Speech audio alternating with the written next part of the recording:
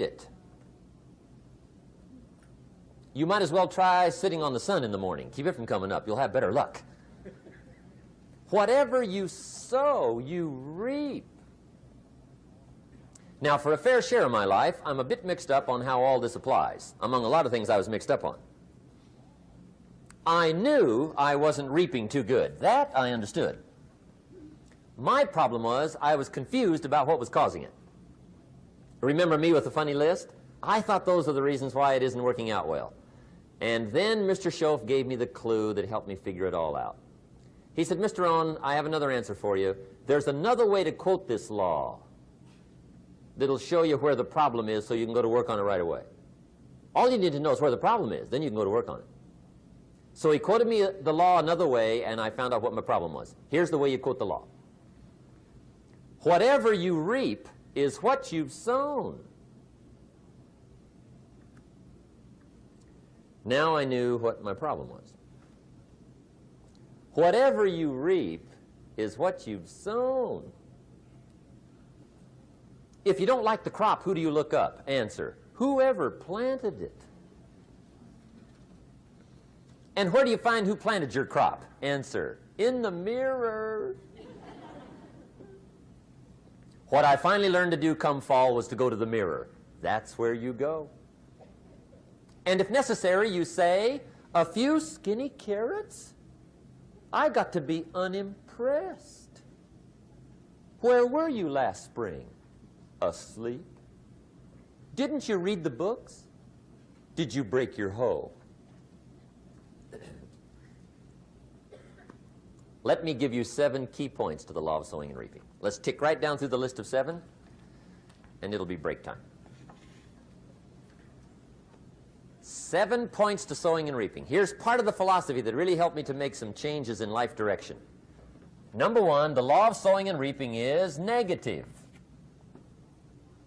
That's number 1, which simply means if you sow bad, you reap bad. Now, this is kind of 3rd grade, but it doesn't hurt to go over the basics. If you plant thistle seeds, you don't get pumpkins. Honest, no use looking for pumpkins. John says, how come no pumpkins? Come on, John. The law's negative. That's how come. Now, here's number 2. The law's positive, which simply means if you sow good, you reap good. If you plant pumpkin seeds, you don't get thistles. Not from pumpkin seeds. Mother Nature won't pull tricks on you over in the corner snickering and pushing you thistles and you planting pumpkin seeds. She won't do that. You will get pumpkins from pumpkin seeds, and the reason is because the law is positive. Now, here's number 3. I got excited when I found out the full dimension of this. See, you do not reap what you sow, but rather, you always reap much more than what you sow. So the 3rd key word is more. You don't get back what you put out. You get back much more than what you put out. And it works both positive and negative. On the negative side, it said, if you sow to the wind, you reap the whirlwind. So you've got to get ready for that, or you will be naive. See, anybody can, whether you will or not. See, that's the question. And here's a good question to ask. We are all buying somebody's plan. The question is, whose? Who's got you talked into doing what you're doing? Who's got you talked into your present plan? See, 10 years from now, you will surely arrive. The question is, where? But see, anybody, if you want to, can go searching for a good plan, pick it, and start working it. And sure enough, as the time passes, as it surely will 5 years from now, 10 years from now, then you'll be winding up wearing what you want to wear, driving what you want to drive, living where you want to live, become what you want to become. But now's the time to fix the next 10 years. And who can? Anybody. Here's number 6. The 6th key to sowing and reaping. This is leveling with you now, as we promised to do. There's one thing better than the truth, and that's the whole truth. And here's part of the whole truth of the law of sowing and reaping. Number 6 is, you could lose. There are times when you just lose, no matter what you do. It's that kind of planet. You reap what you sow. Yes, but... What does that mean? Yes, but... Well, the farmer plants his crop in the spring, takes care of it all summer, loves his family, works 10, 12 hours a day, 6, 7 days a week, is an honorable man. Come fall, he's got a beautiful crop, and he deserves every bit of it. But the day before he sends the combines into the field, a hailstorm comes along and beats it all in the ground, which means you lose. Somebody says, well, what did he do wrong? Answer, nothing. It's just that kind of planet. Sometimes it's going to hail on your crop and rain on your parade, so you got to get ready for that or you will be naive. That's just part of the life arrangement. And don't press me why. I was not in on some of the original decisions here, so I don't know how it got set up. But there's just times, sometimes you lose. That's part of life. But now here's number 7. The 7th key to sowing and reaping. And it goes like this. It's just another way to quote the same law. And it goes like this. If you don't sow, that's just another way to quote the law. If you don't sow, what? You don't reap. You don't even have a chance. So if you looked at your game plan tomorrow, you might come to the quick conclusion, I got to get some sowing going. How true. Get you some sowing going. And remember, you've got plenty of time. You've got all the time there is. Some people spend enough TV time to make a fortune. The latest article on television watching in this country, according to the latest article, the average television is on in this country in every household 7 hours a day, called the Big 7. I asked a guy one time what his TV cost. He said about $450. I said, you forgot to look at the price tag. He said, what do you mean? I knew he was a TV watcher. I said, that television costs you, in my opinion, at least $12,000 a year.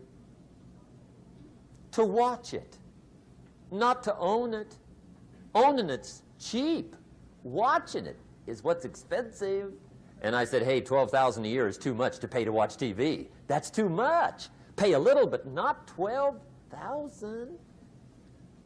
And he's the guy that said, I hope pay TV never comes.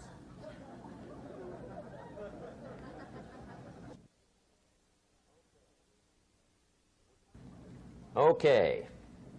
We're trying to cover an awful lot tonight, I realize that.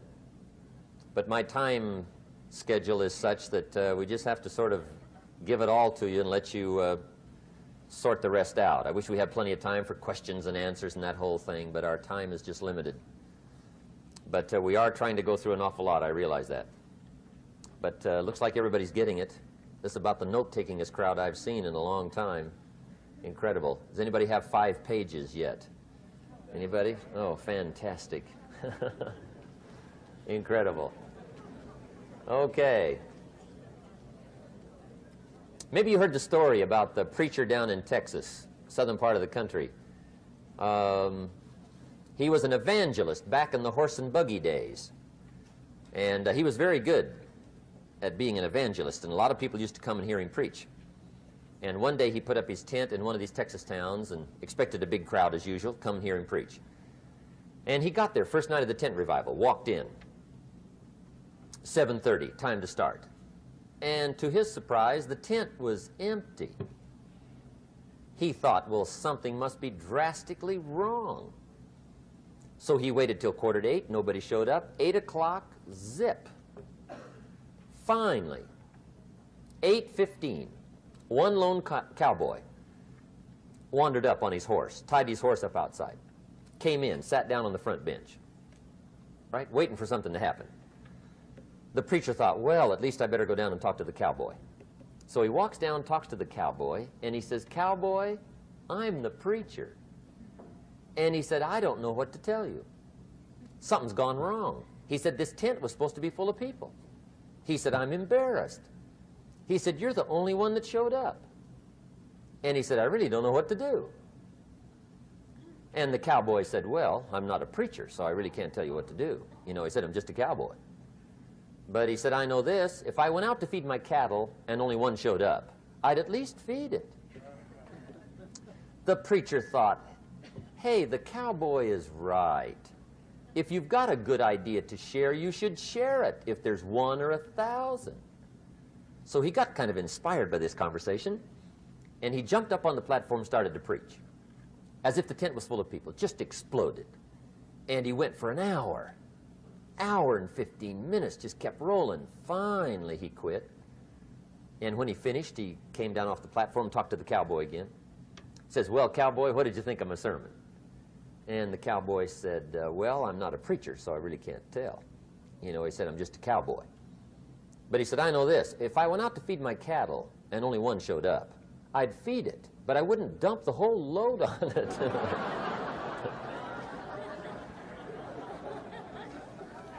So anyway, if it seems like we're dumping the whole load tonight, I guess we are. But gosh, everybody's doing well. I'm having a good time. I appreciate the response here tonight. Okay, the next subject is setting goals. Let me show you what turned my life every way but loose. Mr. Schoaf dropped this idea on me, changed me completely. Setting goals. Here's what can easily happen if you don't set goals. It's easy to let life deteriorate into making a living instead of designing a life. And we all have a choice: make a living or design a life. It's easy to get trapped by economic necessity and settle for existence rather than substance. That's easy. But the best advice I can give you on how to break out of that trap is to learn how to set goals.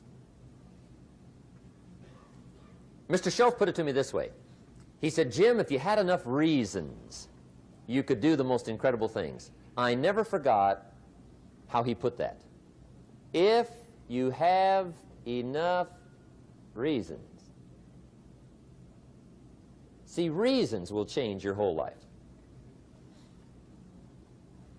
Mr. Schoaf said to me, he said, "Mr. Rohn, I think you've got plenty of intelligence, you've got plenty of talent, you've got plenty of ability. Probably what you lack is plenty of reasons."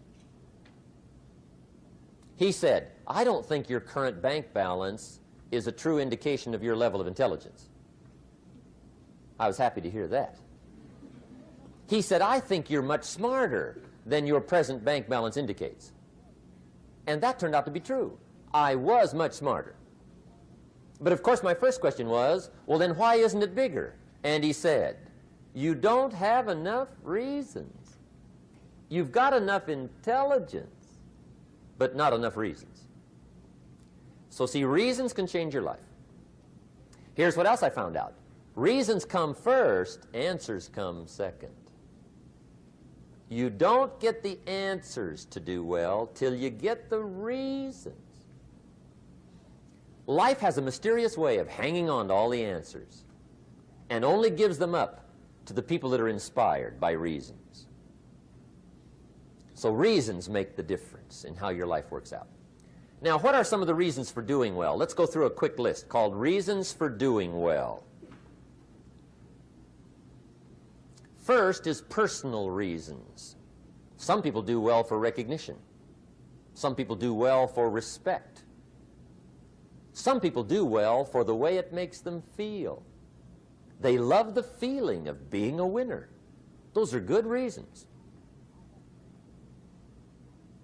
I have some millionaire friends that keep working 10, 12 hours a day, making more millions. And it's not because they need the money. It's because they need the joy and the satisfaction and the pleasure that comes from being a constant winner. And see, it's not just the money anyway. It's the journey, not the money. Once in a while somebody says to me, boy, if I had $1 million, I'd never work another day in my life. That's probably why the good Lord sees to it they don't get their million, right? They'd quit. They'd quit. Okay. Next is family reasons. Some people do extremely well for other people, and that's powerful. Human beings can greatly affect each other. Sometimes we will do things for somebody else we will not do for ourselves. We're made that way. I met a man one time who said, Mr. Rohn, to do all the things I want to do with my family around the world, he said, I got to have at least $250,000 a year. I thought, incredible. Could a guy's family affect him that much? And the answer is, of course. How fortunate are the people that find themselves greatly affected by somebody for personal achievement. And we are affected. The writer of a recent song said, if not for you, the winter would hold no spring, couldn't hear a robin sing. I just wouldn't have a clue if not for you. So we can be affected. That might be one of the most stimulating reasons to do well, finding somebody. When Andrew Carnegie died, the wee little Scotsman that built the big steel industry, when he died, they opened up his desk, and in one of the desk drawers, they found a slip of paper. On that piece of paper, Mr. Carnegie had written his goal for his life, and he wrote it when he was in his 20s.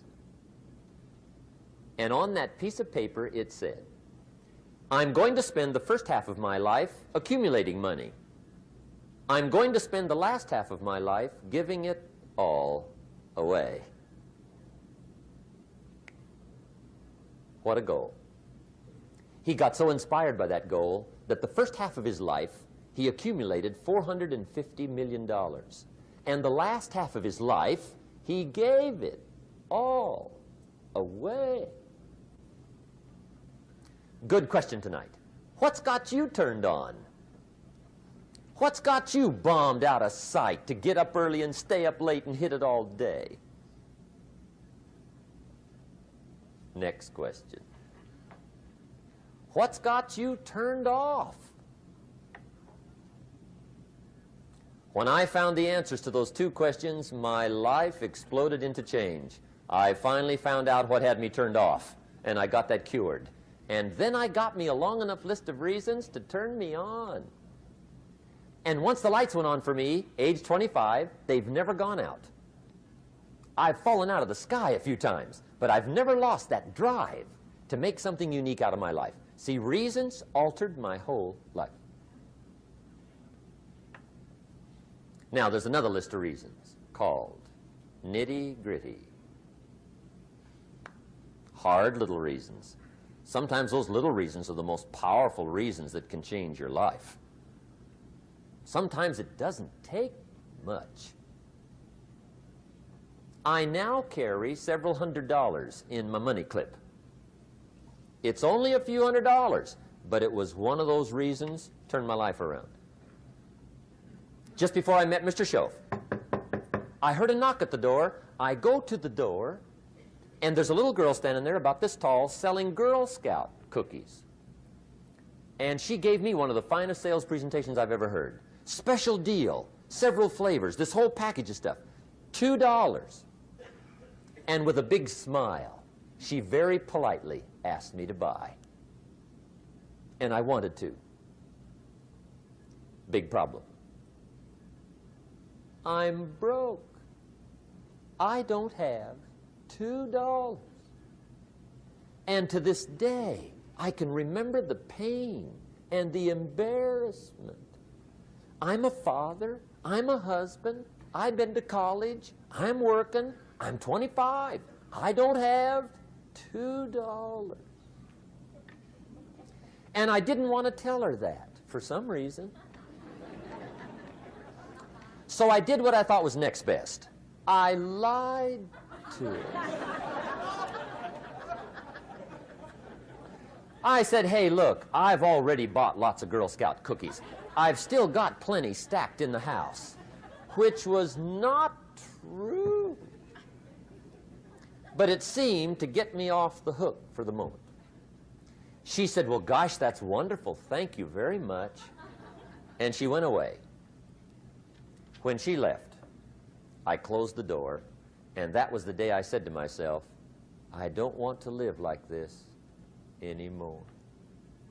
I've had it with lying, and I've had it with being broke. I'm never going to let this happen to me ever again. I promised that day I would work as hard as possible and would always carry plenty. It took me a little while, but now I do. It was one of those reasons. And I guess I carry plenty for two reasons. One is the way it makes me feel, but also in case I bump into another Girl Scout selling cookies. Right? I'm ready.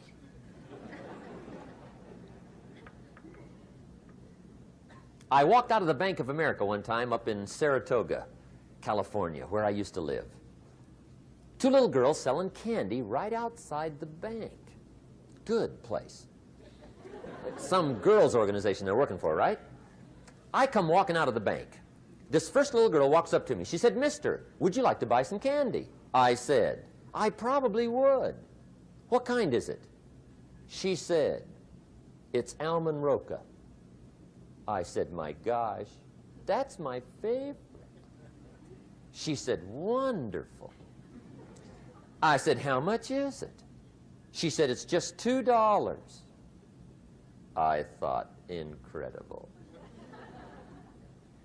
I said, how many boxes of that candy have you got? She said, 5. And her little friend was standing there. She was selling candy too. I said, how many boxes have you got? She said, I've got 4. I said, that's 9. I'll take them all. They said, really? I said, yeah, it's my favorite. I've got some friends. I'll pass them around. They got so excited, put all this candy together. I reached in my pocket, gave them the $18. When I've got the candy and they've got the money, that first little girl looks up at me. She says, mister, you are really something. How about that? Can you imagine only spending $18 and have somebody look at you in the face and say, you are really something? Now you know why I carry heavy, right? I'm not going to miss anymore. It was just one of those reasons. Helped to change my life. One of my nitty-gritty reasons was budget finance. Budget finance used to grind my soul. Way back in those early days, I had fallen for one of those consolidation loans, where you take all your little hard-to-pay bills, put them into one big impossible-to-pay bill, right?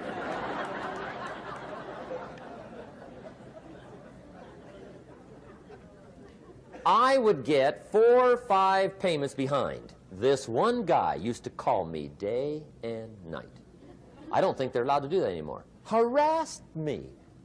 Threatened to run me in front of the judge. Threatened to ruin my credit. Threatened to embarrass my family. One day he said, we're going to come get your car, drag it rear end up down the street in front of your neighbors. The guy even called me a flake. And back in those days, I'm broke, I'm pitiful, there's nothing I can do about it. But I never forgot how the guy treated me. And when I met Mr. Schoaf and I got my life straightened out and the money started to flow, that was one of my first projects, budget finance. I poured it on day and night. I finally put all the money together I owed him, which was considerable. I picked a day for the payoff. And when the payoff day came, I put the money in small bills in a big briefcase. And I walked into the budget finance office on Wilshire Boulevard in Los Angeles. The guy who harassed me so often, his desk was about 3 back. I walked right up to his desk, startled him. He wondered what I was doing there. It was the first time I'd been there since I borrowed the money, right? Without saying a word, I opened up this briefcase, dumped this pile of money all over his desk. I said, "Count it. It's all there. I will never be back." And I turned around and stormed out. Now, that might not be noble, but if you haven't tried it, you've got to one time.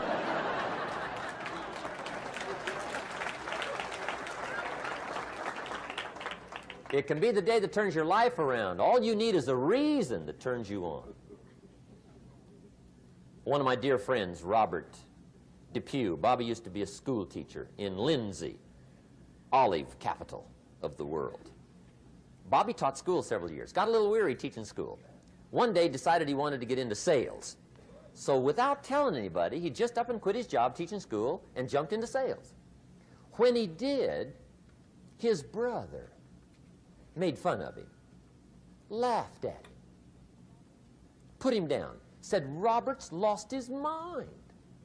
Had a good job teaching school, now he thinks he's a salesman. He's going to go down the drain, lose everything. Just put him down something fierce.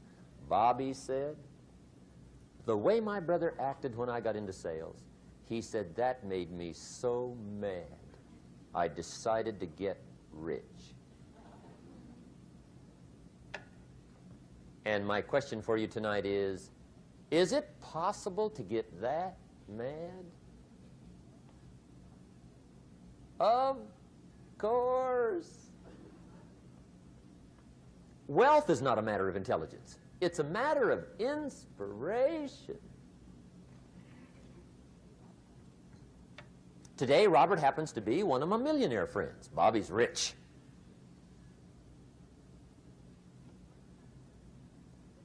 Frank Sinatra said one time, "The best revenge is massive success."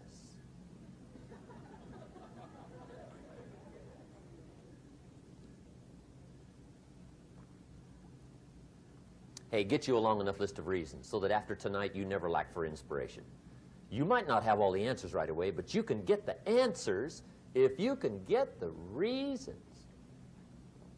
Now, let me give you a little simple formula for goal setting, okay? We take 2.5 hours on the weekend for the whole 10-year plan. We don't have time for that tonight. But let me get you started with a little simple formula Mr. Schoaf gave me, and maybe this will be helpful. First of all, I've divided goals into 2 parts. First is long range. Long range goals. That's your dreams. Your dreams for the next 3, 5, 10, 20, 30, 40 years. Actually, the rest of your life. Your dreams. You've got to keep dreaming. Ronald Reagan, president, said to the joint session of Congress a few weeks ago, "The republic is a dream. And if we don't keep dreaming, we will lose the republic." Your better future is a dream for yourself and for your family. Where do you want to go? What do you want to do? What do you want to be? What do you want to see? You've got to dream dreams. There's a Bible phrase that says, "Without dreams and visions, people perish." You've got to have something to go for that inspires the heart and the soul. Dreams. From the children of Sanchez, it says, "Take the crumbs from starving soldiers, they won't die. Take the bread from hungry children, they won't cry. But without dreams, we all will die." You've got to dream. Don't lose your dreams for yourself, for your future, for your family. The dreams of love and enterprise and travel and doing things, becoming something unique on your journey here. Don't lose your dreams. Do some dreaming. That's long-range goals. You've got to have those. So that's number 1. Here's the second part of goals, short range. Short range goals. That's your goals for tomorrow, this week, this month, this year, the immediate future. We call these confidence builders. Because if you set up something short range, go for it, get it, latch onto it, work hard, accomplish it. That starts building your strong feelings to go for your dreams. Now, I've divided goals into 3 categories. Here they are. Number 1 is economic. That's your goals for money, income, business, profits, production. Economics. Make sure you've got your economics well planned. Economics plays a major role in everybody's life. Economics is major, which means it ought to be meticulously well planned for tomorrow, this week, this month, this year, long range. What if you asked somebody tomorrow if you could see their meticulously well-planned list of economic goals? What would they probably say? They'd say, "You some kind of a nut? You must be weird." Hey, I found out what success is. Success is doing what the failures won't do. Make sure you've got your economics well planned. It'll put you in the top 5%. One of the key little subjects we talk about on the weekend is the 7 fundamentals for wealth and happiness. And that's one of them, well-planned economics. It's a fundamental if you want to do well. Join the top 5%. Anybody in this room can join the top 5%, if you will. Okay. Now here's the second category of goals, things. Make a list of the things you want.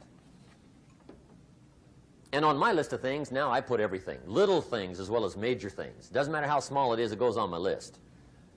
I used to just put major things, cars, homes. I don't do that anymore. I now load my list with everything. Everything. And the reason is, part of the fun of having a list is checking it off. That's it. Boy, at the end of the day, if you can go, got it, got it, got it, got it, got it, got it, whatever it is, right? You get into the habit. So load up your list, the things you want. Now, when you check off something major, celebrate. That's an important point to make. Celebrate your achievements. Live it up. Have a party when you reach something you've worked for a while. See, we all grow from 2 experiences. One is called the pain of losing. The other one is called the joy of winning. We need both of them. Amplify them as much as you can, which also means make losing painful. If you set up something, fooled around, didn't get it, put it on yourself. On the other side, if you did get it, congratulate yourself. Self-congratulations is a sign of maturity. Seeking congratulations is a sign of immaturity. But hey, winning and losing, see, that's what it's all about. That's the name of the game. Now, some people lead such mediocre lives, at the end of the day, they don't know whether they're winning or losing. They got no clue. Guy's just going through the day with his fingers crossed. There's a better way. Okay, here's the third category of goals, personal development.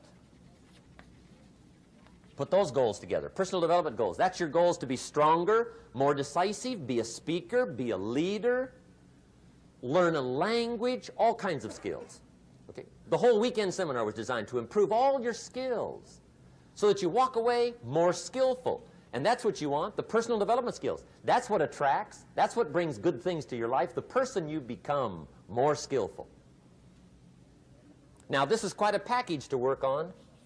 Economics, things, personal development. For tomorrow, this week, this month, this year, long range. Okay? That'll get you started. Now, here's the simple formula for setting goals. It goes like this. A, work on your goals. That's step 1. Work on them. And I put the word work there deliberately. Setting goals is plain hard work. I don't want to kid you. We haven't come here tonight to kid each other. It's work. I know it's work. That's why a lot of people just let it slide. It's work. Many people work hard on their job, but they don't work hard on their future. They just let that slide. And the work involved is making plans. I know most people don't. I understand that. But don't let that be you. Guy says, well, yeah, you work where I work. By the time you struggle home, it's late. You've got to eat a bite of supper, watch a little TV, get to bed. You can't sit up half the night. Plan, plan, plan. And the guy's behind. Good worker, hard worker, sincere. But you've got to be better than sincere, working hard. You've got to be better than a good worker. You've got to be a good planner. Somebody once wisely said, the people who fail to plan are planning to fail. Well said. So work on your goals. Here's step 2. Write your goals down. That's so important. I teach my staff around the world, put your goals in your journal. Because one of the major people you want to study is yourself. Say, here's the list of goals I put together 3 weeks ago. Here's the list of goals I put together 2 years ago. Here's some of the changes I made, rearrangement of my priorities. I scratched these off. I put these on. I've gotten these. Study your accomplishments. Study what your desires are. Put them on paper. Write them down. Here's another reason for writing your goals down. It shows you're serious about doing better. And to do better, you got to get serious. You don't have to be grim, but you must be serious. Everybody hopes things will get better. Everybody hopes. Poor people hope. That ought to tell you something. It means the future does not get better by hope. It gets better by plan. I used to have the affliction called passive hope. It's an affliction. It's bad. Probably what's even worse than that is happy hope. Now that is really bad. That's bad. Happy hope. The guy's 50 and he's broke and he's still smiling. See, that's not good. So get serious about your goals. Put them on paper. Write them down. There's all kinds. His goals, her goals, their goals. Business goals, financial independence goals, family goals. I mean, there's so many things to work on this that if you don't get busy and work on it, sure enough, the time will pass. And sure enough, 5 years from now, you'll wind up where you don't want to be, wearing what you don't want to wear, driving what you don't want to drive, being what you don't want to be. Now's the time to fix it. Now, here's the third step to your goals. Check the size of your goals and the kinds of goals. How big they are, what kind they are, affects you. And here's one of the important phrases of the evening. Your goals are affecting you, whatever they are. Your goals affect your handshake. Your goals affect your attitude, personality. Your goals affect the way you walk, the way you talk, the way you dress. All day long, we're being affected by our goals. Now, some people have goals, but they have such lousy goals. The effect is bad. I asked a guy one time, what are your goals for this month? The guy said, look, if I could just scrape up enough money to pay these lousy bills. That was his goal. I'm not saying it isn't a goal. It's a goal, but it's such a lousy goal, the effect is bad. You don't jump out of bed on Monday morning and say, oh boy, another chance to go out and scrape up the money to pay my lousy bills. See, you don't do that. Usually you say, oh, not another Monday.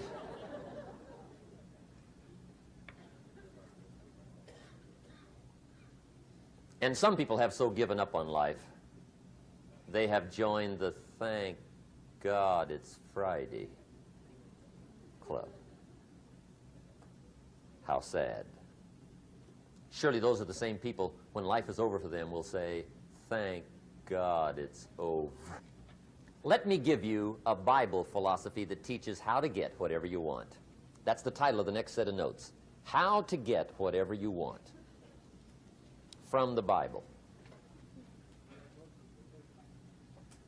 Now again, I'm an amateur when it comes to the Bible. I'm not a pro. But this I can quote, and I think that'll be sufficient. How to get whatever you want. Here's what it says if you're ready. It says, ask.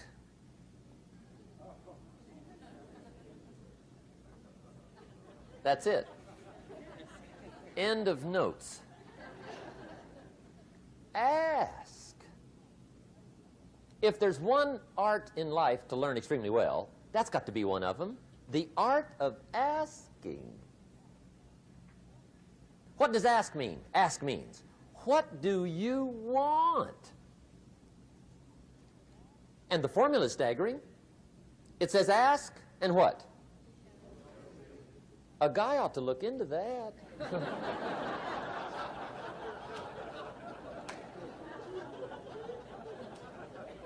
He says, yeah, but you work where I work. By the time you struggle home, it's late. You got to eat a bite of supper, watch a little TV, get to bed.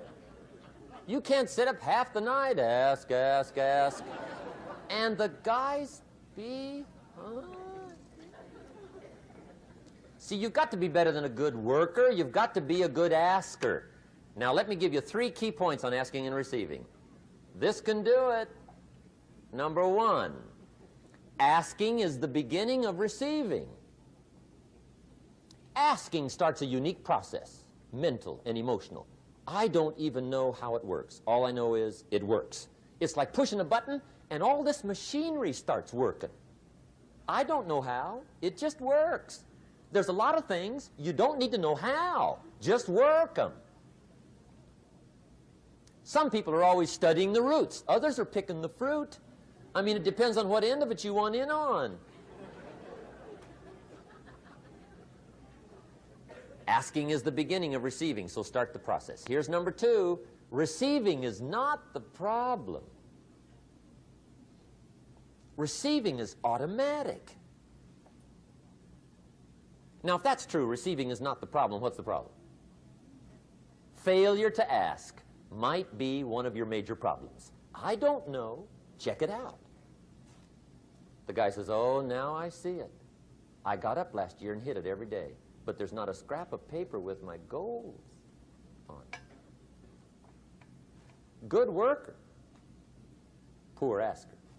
So you've got to change that. Here's number 3. Receiving is like the ocean. There's plenty, especially in California. It's like an ocean here.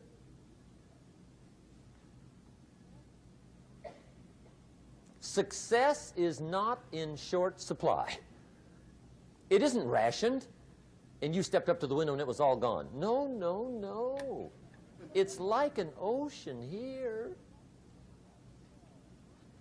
Now, if that's true, what's the problem? Well, some people go to the ocean with a teaspoon. Have you got the picture? See, what you want to do in view of the size of the ocean is trade your teaspoon for at least a bucket, and you'll look better down at the ocean. Kids won't make fun of you, right?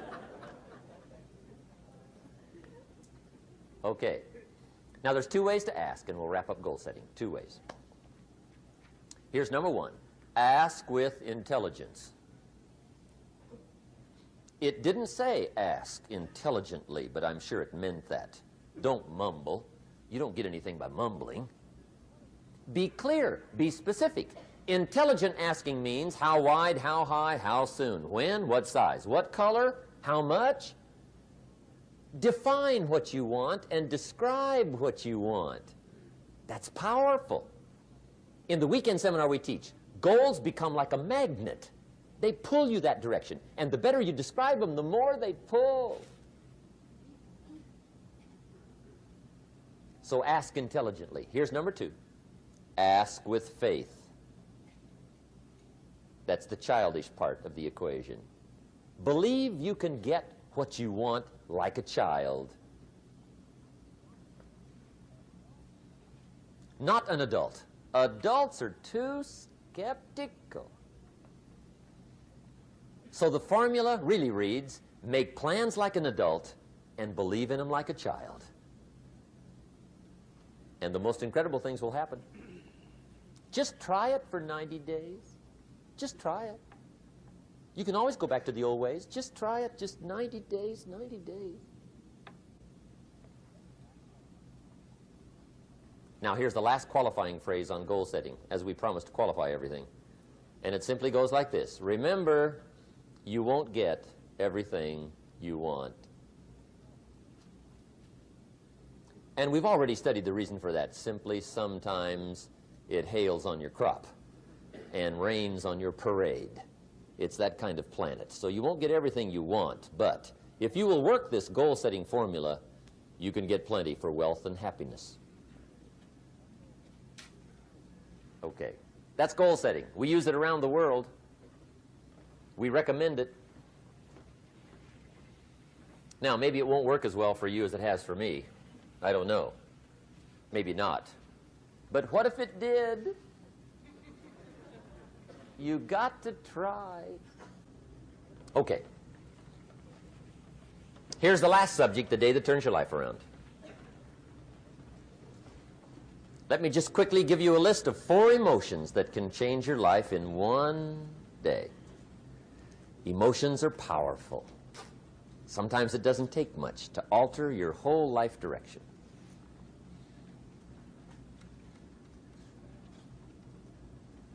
Okay, here they are. Number 1, disgust. Powerful emotion. Disgust says, I have had it. See, that could be the day. The day you can say, I've had it.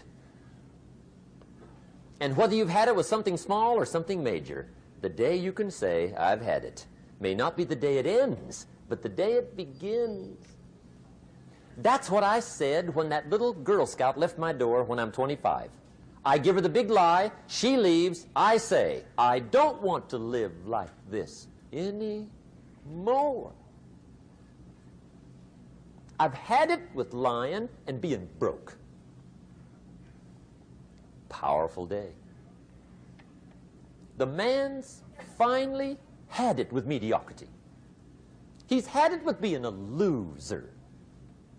He's finally had it with those awful sick feelings inside, knowing his wife is at the grocery store looking at 2 cans of beans, one marked 37 cents, one marked 39 cents, and the guy sick inside knows his wife's going to buy the 37-cent can, and she doesn't even like the brand.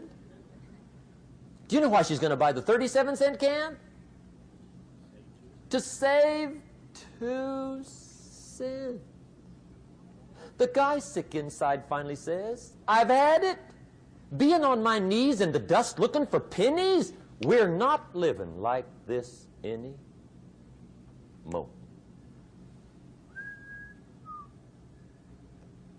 Could be the day that turns your life around.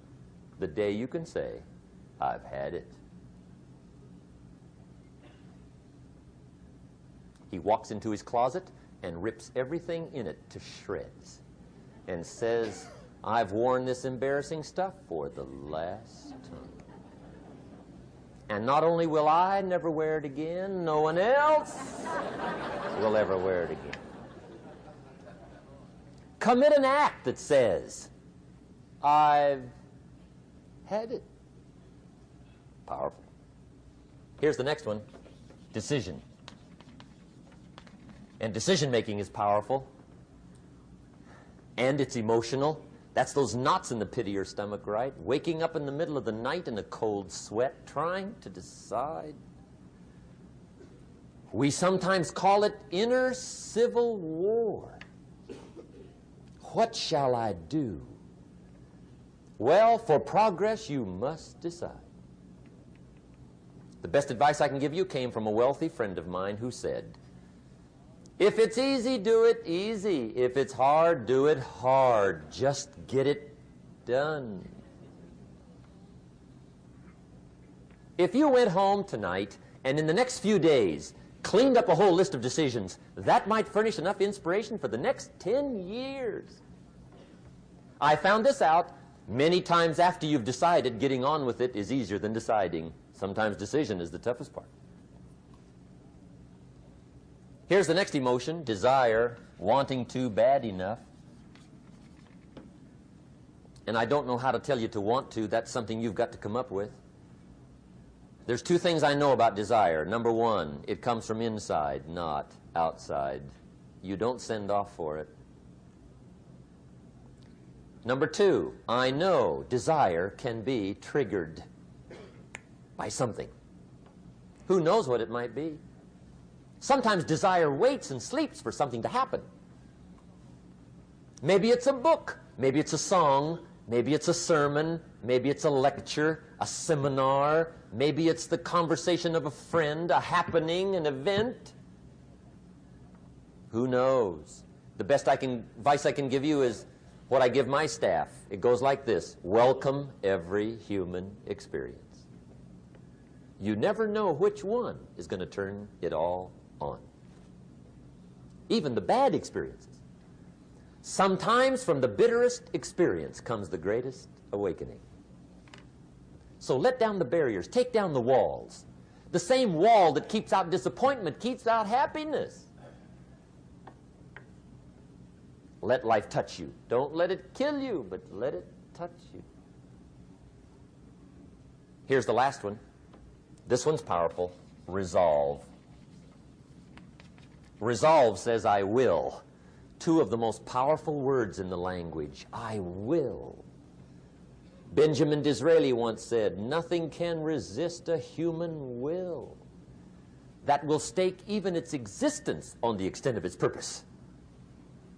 Shortly put, I'll do it or die. See, that's powerful. That could be the day that turns your life around. The world has a strange way of stepping aside when somebody says, I'll do it or die. The man says, I will climb the mountain. They've told me it's too high, it's too far, it's too rocky, it's too difficult, it's never been done before, but it's my mountain, I will climb it. Pretty soon you'll see me waving from the top. Or dead on the side, because I ain't coming back.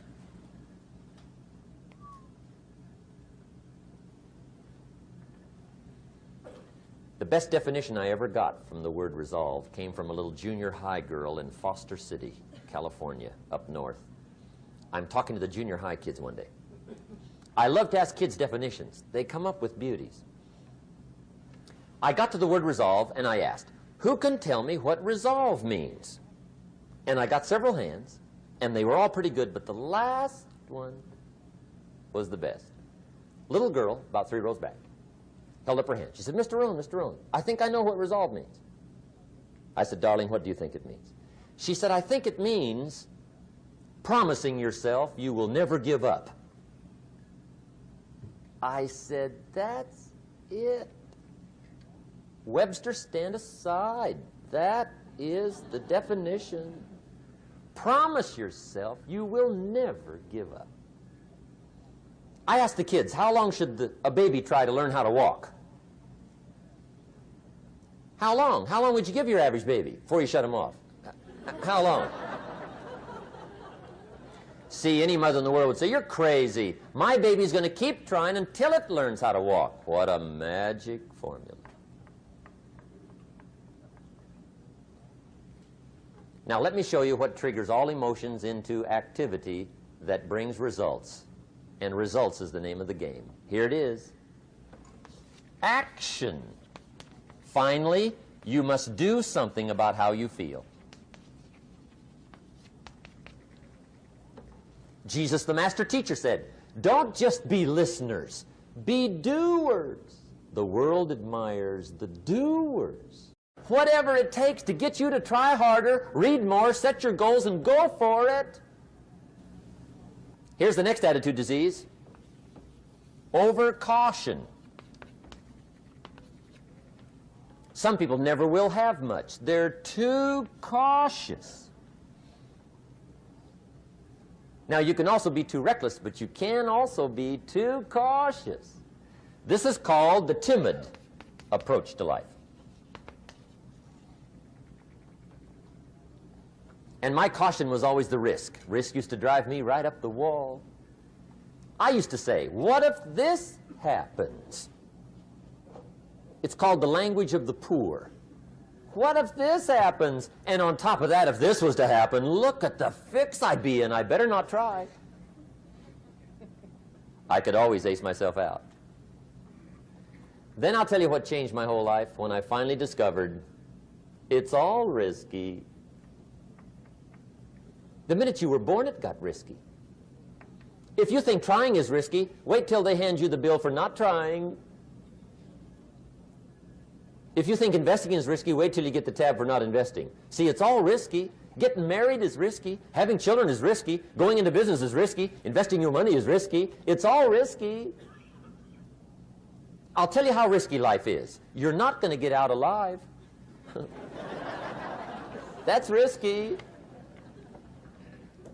The Englishman says, well, if that's the way it's going to work out, let's give it a go. Right, that's what it's for. Give it a go. Somebody says, yeah, but I'm looking for safety and security. Fine, then huddle in a corner. We'll cover you with a sheet, bring you 3 meals a day. And we'll protect you, feed you, look after you, care for you. We won't let anything happen to you, and you'll probably live to be 100. The guy said, well, yeah, I'd live to be 100. But what a way to live. Right. What a way to live, safe and secure. Don't ask for security. Ask for adventure. Better to live 30 years full of adventure than 100 years safe in the corner. And see, it's not important how long you live. What's important is how you live. Here's the next attitude disease. We're almost through with this motley list. In fact, we're almost through. Hang on.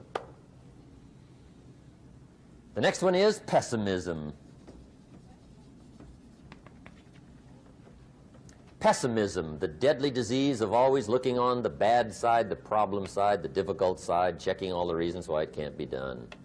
The poor pessimist leads an ugly life.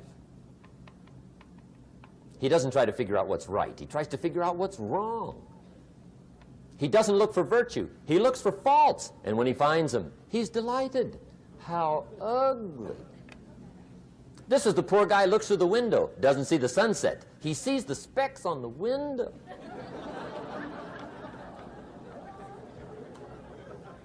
And this is the poor guy, right, who rushes up, takes such leave of his senses. This guy rushes up and he says, I've got 5 good reasons why it won't work.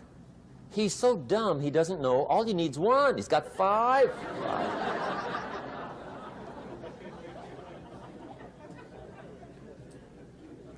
To the pessimist, the glass is always half empty.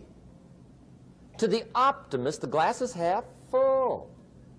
Why would the same measure affect people 2 different ways? Answer, it all depends on how you look at it. Our lives are mostly affected by the way we think things are, not the way they are. The way we think they are affects us most. There's a subject we don't have time to get into tonight called better thinking habits. One of the major things Shove taught me when I met him, he said, poor thinking habits keeps most people poor. Not poor working habits. Most people work hard, but they don't think hard. And Shove taught me that the mind is like a factory, a mental factory. And whatever you think about all day long pours ingredients into this mental factory. And that's what builds the economic, social, financial fabric of your life. He quoted me a Bible phrase that says, as you think, so you become. How awesome. When he talked about poor thinking habits, he had me. I used to start the day reading the morning newspaper. I mean, you can believe that or not. I'd get a cup of coffee and read the paper. I'd load up on wars and riots and murders and stabbings and killings and bank robberies and muggings and car wrecks and tragedies. I'd even read the back pages. I seem to like that stuff for some weird reason. I'd load